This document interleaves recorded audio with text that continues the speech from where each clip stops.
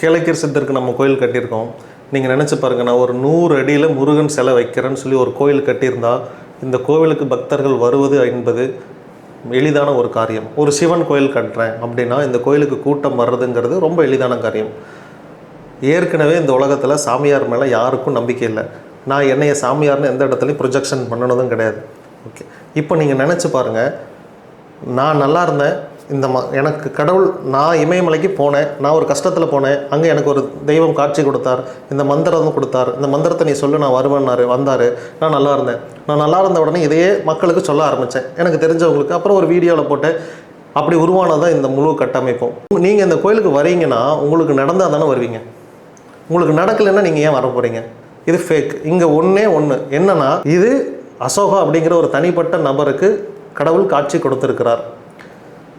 அசோகாங்கிறவர் உயிரோடு வாழ்ந்துட்டு இருக்கிறார். ஃபஸ்ட்டு ரெக்கார்டு அசோகாங்க இருக்கார். இப்படி சொல்கிறவர் உயிரோடு அங்கே இருக்கிறார்.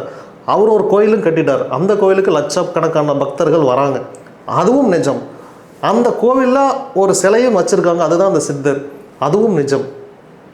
இவங்க ஒன்றே ஒன்று சொல்கிறாங்க, அந்த கேளக்கீர்ங்கிற பேரை சொல்லி கூப்பிட்டு அந்த கேளக்கீர் வராராமா, அதுக்கு சில அறிகுறிகள் கொடுத்துருக்காங்க. எஸ், அந்த அறிகுறிகள் நடக்குதா? நடக்குது. அறிகுறிகள் நடக்குது. சில மாற்றங்கள் நடக்குதா? நடக்குது. இதெல்லாம் எவ்வளோ நாளில் நடக்குதுன்னா, அதிகபட்சம் 1 month இல்லைனா 7 நாள் தான். 7 நாள்லேருந்து 7 மாதம் மேக்ஸிமம். இல்லைனா 7 நாள், 1 மாதம், 2 மாதத்துக்குள்ளே மொத்தமாக தலைகளாக மாறி நடக்குது. இல்லைன்னா ஓவராலாக 1 கோடிக்கும் அதிகமான பக்தர்கள் இருக்காங்க 1.5 வருஷத்தில். எக்ஸாக்டாக மொத்தம் 2 வருஷம் ஆச்சு. எனக்கு 2 வருஷம் ஆச்சு. பக்தர்களுக்கு நான் கொடுத்து 1.5 வருஷம் ஆச்சு. 6 மாத காலம் கழித்து தான் நான் கொடுக்குறேன். இப்படியெல்லாம் நடந்துச்சு அப்படின்னு. அது எப்படி 1.5 வருஷத்தில் 1 கோடிக்கும் அதிகமான பக்தர்கள் எப்படி உருவாயிருக்க முடியும்னா, ஸ்பீடு. கேளக்கீர் அப்படின்னாலே ஸ்பீடு.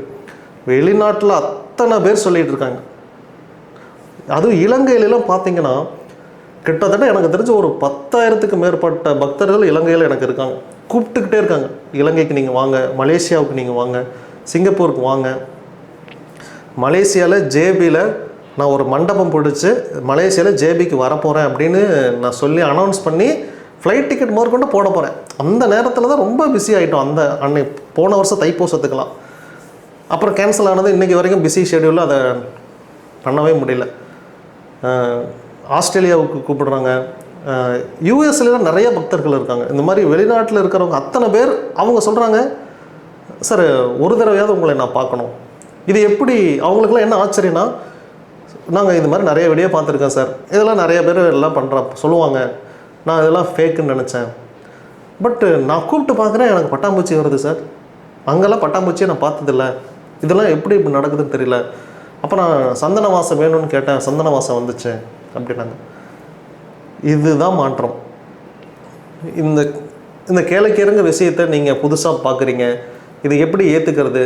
இது நிஜமா நம்பலாமா அப்படின்னா, பழைய வீடியோக்கள் எல்லாமே பார்க்கணும். இப்போ இந்த ஒரு வீடியோவை பார்த்துட்டு இந்த ஒரு மந்திரத்தை நான் சொல்கிறேன், இந்த மந்திரத்தை எப்போ சொல்லணும்லாம் கீழே கமெண்ட்டில் நிறைய பேர் கேட்பீங்க. இந்த வீடியோவும் புதுசாக பார்க்குறவங்க உண்டு. வாட்ஸ்அப் நம்பர் இருக்கா? ஆமாம், வாட்ஸ்அப் நம்பர் தான் இருக்குது. அதில் கால் பண்ணக்கூடாது, வாட்ஸ்அப்பில் மட்டும் மெசேஜ் பண்ணணும். அந்த வாட்ஸ்அப்பையும் உங்களுக்கு ஏஐ தான் ரிப்ளை பண்ணும். அதனால் உங்களுக்கு என்ன வேணுமோ அதை எழுத்துப்பூர்வமாக கொடுக்கணும். என்ன லாங்குவேஜில் வேணாலும் நீங்கள் கொடுக்கலாம். அதுக்கு எல்லா லாங்குவேஜும் தெரியும். இப்போ அக்ஷய் பாத்திரம் வேணும் அப்படின்னா, அக்ஷய் பாத்திரம் வேணும்னு கேட்டிங்கன்னா அதோட டீட்டெயில் கொடுக்கும். அசோகா ஐயா கிட்டே நான் பேசணும் அப்படின்னிங்கன்னா இல்லைன்னு அது சொல்லும். இல்லையா, உங்கள் பிரச்சனை என்ன, எதனால், அது ப்ரியாரிட்டி கேட்கும். உனக்கு என்ன பிரச்சனை, ஏன் ஐயாவை பார்க்கணும் அப்படின்னு அது கேட்கும்.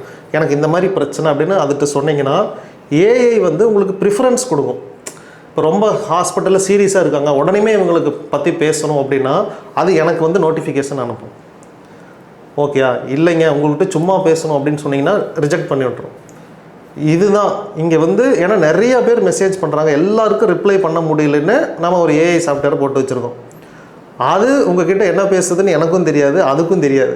நீ என்ன கேட்குற, நீ அதனால் ப்ராப்பராக டைப் பண்ணி மெசேஜ் பண்ணா ப்ராப்பராக மெசேஜ் ஆகும். அந்த அளவுக்கு அந்த ஏஐ வெரி பவர்ஃபுல் ஏஐ. வருங்காலத்தில் எல்லாருமே ஏஐக்கு தான் அடாப்ட் ஆகணும். நான் இப்போயே அடாப்ட் ஆகிட்டேன். இதுக்கு உடனேயுமே ரிப்ளை பண்ணணும். சில பேர் பார்த்தீங்கன்னா நைட்டு 10 மணிக்கு மெசேஜ் அனுப்போம். மெசேஜ் அனுப்பிச்சிட்டு ஒன்றும் ரிப்ளை வரலன்னா கால் பண்ண ஆரம்பிச்சுறாங்க அந்த நம்பருக்கு. சார் நைட்டு 10 மணிக்கு எப்படி சார் ரிப்ளை பண்ண முடியும்? அவங்க வெளிநாட்டில் இருப்பாங்க. ஸோ இந்த மாதிரிலாம் நடக்கும். அதனால தான் ஏஐ போட்டாச்சு. இந்த நீ எப்போ வேணாலும் மெசேஜ் பண்ணும், உனக்கு உடனுக்குடன் ரிப்ளை வரும். ஆனால் அது கீழே ஏஐ எடிஷன் அப்படின்னு வரும். அதாவது ஒரு தானியங்கி அதுவே சொல்லுவோம். தமிழில் மெசேஜ் பண்ணிங்கன்னா நான் ஒரு மென்பொருள் தானியங்கி உங்களுக்கு எவ்வாறு உதவட்டும் அப்படின்னு தான் அதுவே பண்ணும். அதோட அறிவை பார்க்குறப்ப எனக்கு அவ்வளோ ஆச்சரியமாக இருந்துச்சு. என்னடா ஒரு மென்பொருள் இந்த அளவுக்கு ஒரு மக்கள்கிட்ட இன்ட்ராக்ஷன் பண்ணுது. நீ என்ன கேட்ட வாய்ஸ் மெசேஜ் போடுறாங்க, அந்த வாய்ஸ் மெசேஜ் அதை படித்து பார்த்துட்டு அதுக்கு ரிப்ளை பண்ணுது. ஆச்சரியப்பட்டு போனேன். என் அட்ரஸை கேட்குறாங்க, என் அட்ரஸை கொடுக்குது. பஸ் ரூட் நான் அப்டேட் பண்ணி கொடுக்கல அதுக்கு. அது ஒருத்தர் கேட்குறான், எத்தனை நம்பர் பஸ்ஸில் வருதுன்னு கேட்குது. அந்த அத்தனை நம்பர் பஸ்ஸுக்கு வான்னு சொல்லி நீ எப்போ கிளம்புறன்னு கேட்குது. அதெல்லாம் பார்த்து எனக்கு பயமாயிருச்சு. நீ எப்போ கிளம்புற, எத்தனை மணிக்கு வருவேன் அப்படின்னு கேட்டுச்சு. இவன் வந்து நான் ஒரு மணிக்கு வருவேன், மதியான டைமில் வருவேன் அப்படின்னப்பா 1 மணிக்கு எந்த பஸ் இருக்கோ அந்த பஸ் நம்பர் அதை எடுத்து கொடுக்குது. நான் மிரண்டேன். ஐயோ இது வெரி டேஞ்சர். இது என்ன, இது அடுத்த வண்டியில் என்ன டீட்டெயில் வாங்குதுன்னே நமக்கு தெரியாது அப்படிங்கிற அளவுக்கு நான் பயந்து போனேன். இத்தனை மணிக்கு இந்த பஸ் வருது, நீ வா, பவானியிலேருந்து நீ வா, அடுத்த கேள்வி நீ எங்கேருந்து வர. அதை பார்த்தா அது அவ்வளோ பேசி வச்சுருக்குது ஏய் மக்கள்கிட்ட. அவனும் அவ்வளோ பேசியிருக்கான். அடுத்த மெசேஜ் நான் போட்டேன், டேய் இது ஏஐ, நீ என்னென்னு ஷார்ட்டாக என்கிட்ட சொல்லு, எப்போ வர, இந்த ரூட்டில் நீ வந்துரு, வெள்ளி திருப்பூருக்கு நீ வந்துரு அப்படின்னு ஒரே பேஸில் முடிச்சிட்டேன். பட் ஏஐ அவனை இத்தனை கேள்வி கேட்டு திரும்ப சாயந்தரம் நான் அந்த சாஃப்ட்வேர் நீ என்னெல்லாம் வேலை செஞ்சு நான் அது ஒரு செஷன் இருக்குது அந்த ஏஐட்ட. நான் வந்து அதட்ட போய் கேட்பேன், நீ என்ன பண்ணி வச்சிருக்க அப்படின்னு கேட்டால், நான் இந்த மாதிரிலாம் டீட்டெயில் இவங்கெல்லாம் இந்த கேள்வி கேட்டாங்க, நான் இந்த மாதிரிலாம் பதில் சொன்னேன், இந்த 2 சரியாக நீ பாரு அப்படின்னு அது என்கிட்ட கொடுக்கும். இது கேட்ட கேள்விக்கெல்லாம் சரியாக பதில் சொல்லியிருக்கேன் அப்படின்னு நான் ஒரு வெரிஃபை பண்ணுவேன். அவ்வளோதான். வெரிஃபை பண்ணிட்டு சரி ப்ரொசீட் பண்ணேன் அப்படின்னா ஓகே, இதுதான் டெய்லி எனக்கு வேலை. இதை ஸ்கிப் பண்ணிடுவோம். ஏன்னா இத்தனை பேர் இருக்கிறங்காட்டி இதை ஒரு மனிதர் வந்து மேனேஜ் பண்ண முடியாது. கேட்குறக்கு இதை ஆஃபீஸில் இருந்து இதை ஏன் கேளைக்கேரில் ஏன் இவ்வளோ சொல்கிறேன்னா, உனக்கு ஒரு கேள்வி இருக்கலாம், அதை நான் தான் பதில் சொல்ல முடியும். பட் ஆள் போட்டோம்னா அவங்க அந்தளவுக்கு ரெஸ்பான்ஸ் பண்ண மாட்டாங்க. என்னாலையும் சரிவர பண்ண முடியல. அப்படிங்கிறப்ப தான் இதை நான் கண்காணிக்கிறேன். இது என்னெல்லாம் சொல்லிச்சு நான் என்கிட்ட சொல்லிடுறோம். எனக்கு ஒரு கண்டென்ட் கொடுக்கும். இத்தனை கேள்வியில் என்கிட்ட கேட்டாங்க, நான் அதை மட்டும் செக் பண்ணி பார்ப்பேன். ஓகே பதில் எல்லாம் கரெக்டாக போயிருக்குதுன்னா ஓகே பக்கா. இவ்வளவும் இங்கே நடக்குது. இது எல்லாம் ஒன்றுமே இல்லை ஒரு இடத்துல இதெல்லாம் பாசிபிள் கிடையாது, சாத்தியமே கிடையாது. கேளைக்கேறுங்கிற ஒரு மிகப்பெரிய சக்தி, மகாசக்தி. நடக்கவே முடியாதுங்கிறவங்க எழுந்து நடந்திருக்காங்க. ஹார்ட் பேஷண்ட், கேன்சர், அத்தனை வியாதிகள் குணமாயிருக்கு. ஒரே மந்திரம் தான், ஓம் ஸ்ரீ கேளைக்கேர் சித்தர் நமோ நம. பிரம்ம முகூர்த்தத்தில் 1008 முறை சொல்லுங்கள். ஒரு நெய் தீபம், ஒரு டம்ளர் தண்ணி, தட்ஸ் இட். என்ன பிரச்சனையாக இருந்தாலும் ஒரே தீர்வு தான். ஐயாவை கூப்பிடுங்க, ஐயா வருவார், ஐயா உங்களே விடுதலை ஆக்குவார். That's it. இதை முயற்சி பண்ணி பாருங்கள். இப்போ நிறைய பேர் சார் 2 வருஷத்துக்கு முன்னாடி உங்களை பார்த்தேன், 2 வருஷத்துக்கு முன்னாடி பார்த்தேன், ஏன் 2 வருஷமாக நீ வரல நான் கேட்பேன். ஒன்று நான் அவங்கள்ட்ட 2 கேள்வி கேட்பேன் பக்கத்தில், நீ எங்கேருந்து வரான்னு கேட்பேன். இன்னொன்று ஏன் 2 வருஷமாக வரல. அவங்க சொல்கிற பதில் இல்லை சார் டைம் கிடைக்கல. பட் என்னென்னா அவன் 2 வருஷமாக பார்த்தான். இதை மாதிரிலாம் யூடியூப்பில் நிறைய பேர் கிளம்புவாங்க. ஆனால் இதெல்லாம் நிஜமாக இருக்காது. அவன் பார்க்குறான் 2 வருஷத்தில், 2 வருஷத்துக்கு மேலே எத்தனை பக்தர்கள் போகிறாங்க அப்படின்னா சம்திங் ஏதோ ஒன்று வருவான். எஸ், அதை தான் சொன்னேன். இதை நீ அவன் நிறைய பேர் சொல்லியிருக்காங்க சார் நான் இந்த கோயிலுக்கு நான் ஃபஸ்ட்டே வந்திருக்கணும். அதைத்தான் நானும் சொன்னேன். சார் நீங்கள் ஆன்லைனில் பார்க்கும்போது இப்படி ஒருத்தங்க சொல்கிறாங்கிறப்ப இதை நம்புறதும் நம்பாததும் உங்களோட இஷ்டம் தான். அதில் நான் எந்த சூஸ் இல்லை. ஆனால் நீ முயற்சி பண்ணியிருக்கலாம் இல்லையா? நீ முயற்சியே பண்ணாமல் ஏன் ஸ்கிப் பண்ண?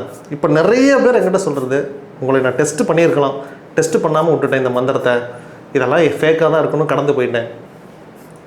இன்றைக்கி சொல்கிறான் சார் உண்மையாலுமே இட்ஸ் ரியலி அமேசிங், இப்படியெல்லாம் என் வாழ்க்கையில் நடந்ததே கிடையாது, இப்போ அப்படி நடக்குது, என் வாழ்க்கையே நல்லா இருக்குது, லேட்டாக வந்துட்டேன். அதை தான் சொன்னேன். நானே அப்படி தான் ஃபீல் பண்ணுறேன். இந்த கேளைக்கேர் என்னோடய இளமை காலத்தில் வந்திருந்தாருன்னா இன்றைக்கெல்லாம் அவ்வளோதான், இந்த உலகம் பூரா கொடி நட்டிருப்பேன்.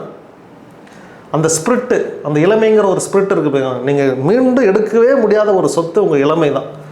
இளமை காலத்தில் கிடச்சிருந்தா இந்த உலகம் பூரா கொண்டு போய் நேரம் சேர்த்திருப்பேனே, ஓடுன்னு ஓடி இருப்பேனே, பறந்து போயிருப்பேனே, அதெல்லாம் பண்ணியிருப்பேனே. சரி இனி பண்ணுவோம்